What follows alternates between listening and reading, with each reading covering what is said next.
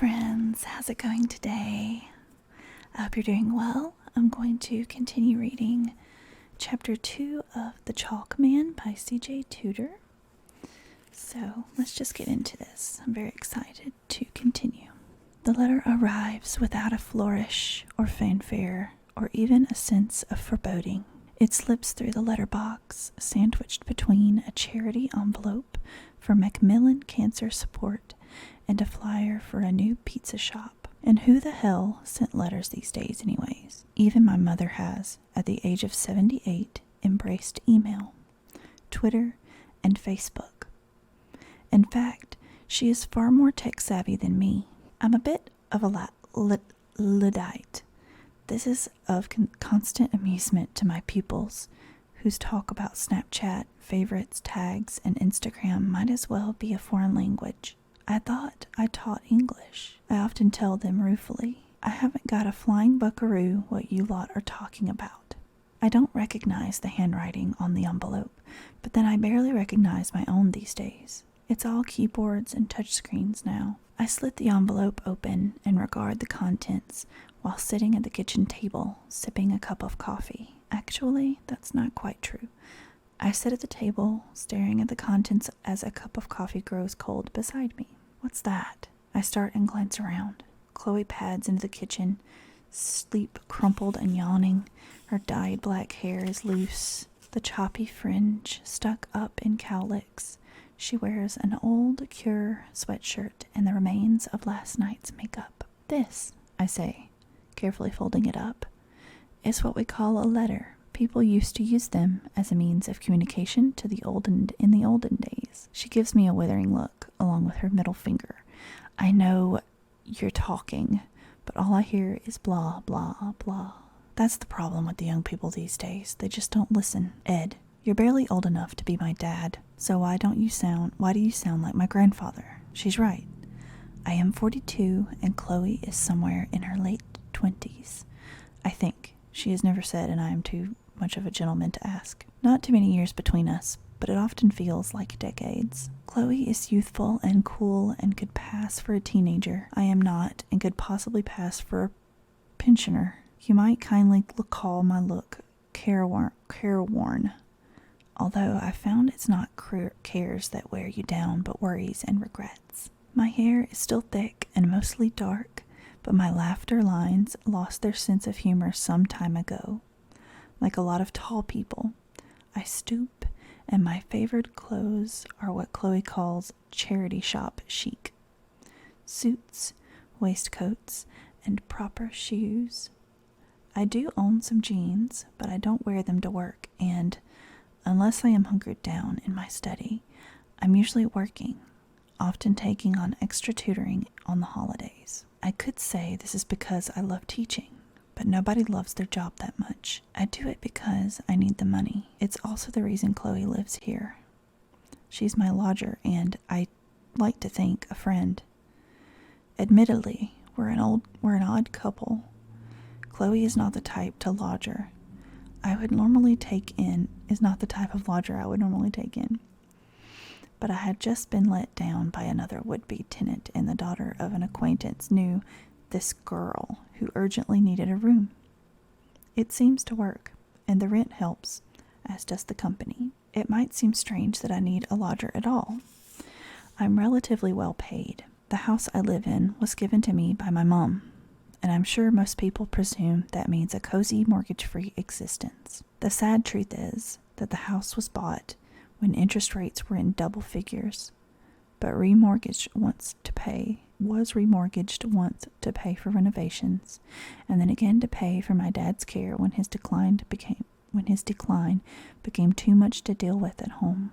Mom and I lived here together until 5 years ago when she met Jerry, a jovial ex-banker who decided to chuck it all in for a self-sufficient lifestyle in a self-built eco-home in the Wiltshire countryside. I have nothing against Jerry.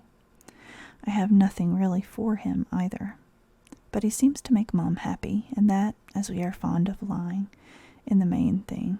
I suppose, even though I'm 42, a part of me doesn't want Mom to be happy with any other man other than my dad.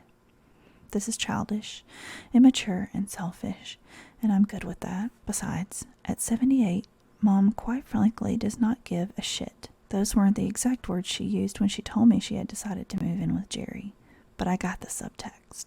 I need to get away from this place, Ed. There are too many memories. You want to sell the house? No, I want you to have it, Ed.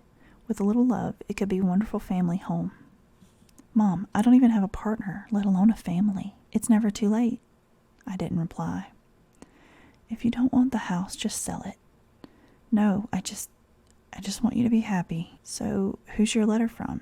Chloe asks, walking over to the coffee machine and pouring out a mug. I slip it into the pocket of my dressing gown. No one important. Ooh, mysterious. Not really, just an old acquaintance. She raises an eyebrow. Another one? Wow, they're all coming out of the woodwork. Never knew you were so popular. I frown, and then I remember that I told her about my dinner guest tonight. Don't sound so surprised. I am. For one so unsociable, the fact you have any friends is astounding. I have friends here in Enderbury. You know them, Gavin Hoppo. They don't count. Why? Because they're not really friends. They're just people you've known all your life. Isn't that the definition of a friend? No, that's the definition of parochial. People you feel obliged to hang around with out of habit and history rather than any real desire for their company. She has a point, sort of. Anyway, I changed the subject. I better go and get dressed. I have to go into school today. Isn't it the holidays? Contrary to popular belief, a teacher's work does not end when school is out for summer. Never had you down as an Alice Cooper fan. I love her music, I say, deadpan. Chloe smiles, a quirky, lopsided smile that turns her somewhat plain face into something remarkable.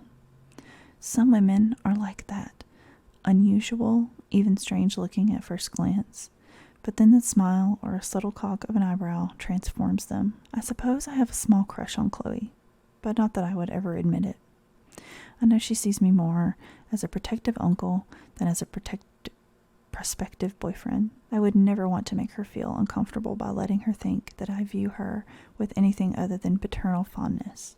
I am also well aware that, in my position in a small town, a relationship with a much younger woman would easily be misconstrued.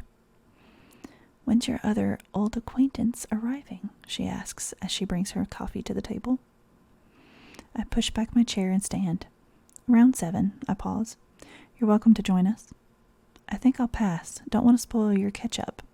Okay. Maybe another time, though. From what you've said, he seems an interesting character. Yes. I force a smile. Interesting is one word for it. The school is a brisk 15-minute walk from my house. On a day like today, a pleasantly warm summer day, a hint of blue beckoning between the thin layer of cloud. It's a relaxing walk, a way to get my thoughts in order before work begins. In term time, this would be useful. Many of the kids I teach at Enderbury Academy are what we call challenging.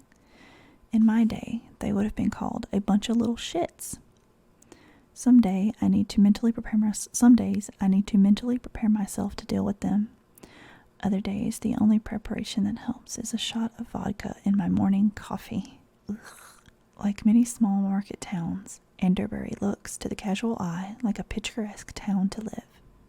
Quaint, cobbled streets, tea shops, and a semi-famous cathedral. There's a market twice a week, and plenty of pretty parks and riverside walks. It's only a short drive to the sandy beaches of Bournemouth and the open heathland of New Forest. Scratch the surface, though, and you'll find the tourist sheen is just that. Much of the work here is seasonal, and unemployment is high. Groups of bored youths hang around the shops and in the parks. Teenage mums wheel screaming babies up and down the high street. This is not new, but it does not seem to have become more prevalent. Or maybe that's just my perception. Often what comes with age is not wisdom, but intolerance. I reach the gates of Old Meadows Park, my teenage stomping ground. It has changed a lot since my day, obviously.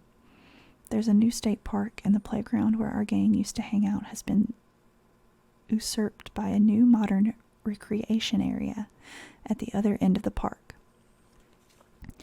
There are rope swings and a huge tunnel slide, zip wires, and all manner of cool stuff that we couldn't even have dreamed of when we were young. Strangely, the old play area remains, abandoned and derelict. The climbing frame has rusted, the swings are tangled over the tops of the bars, the once bright paint on the wooden round about is blistered and flaking, daubed with ancient graffiti by people who have long forgotten why Helen is a bitch or why on earth they hearted Andy W.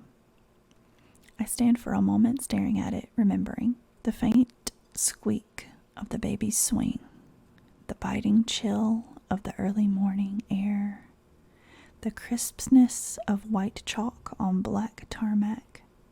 Another message, but this one was different. Not a chalk man. Something else. I turn abruptly. Not now. Not again. I won't be drawn back in. My work at school doesn't take long. I'm finished by lunchtime. I gather my books, lock up, and walk back toward the town center. The bull stands on the corner of the high street. The last of the remaining locals, Enderbury, used to have two other pubs, the Dragon and the Wheat Sheaf, when the chains moved in. The old locals closed, and Gav's parents were forced to cut prices, host a ladies' night, do happy hours, and welcome families in order to survive. Eventually, they had enough.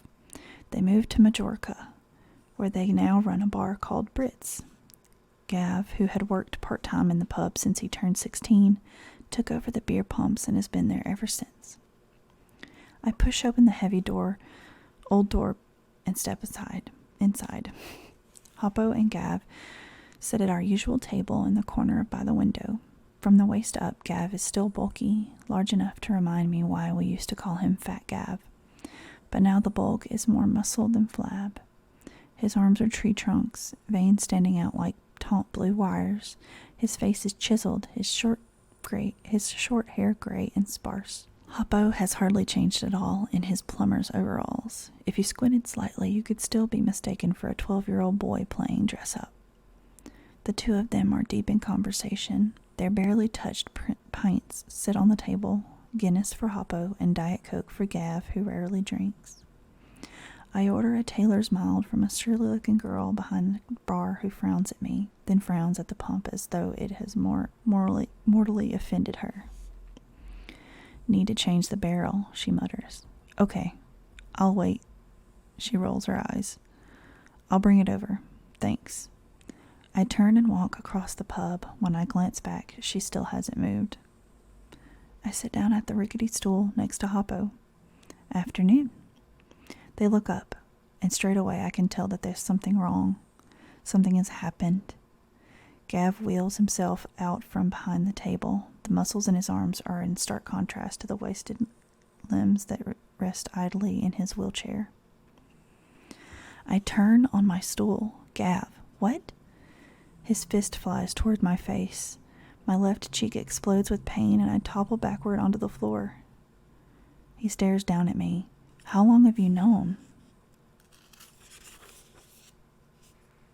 That's it for this chapter.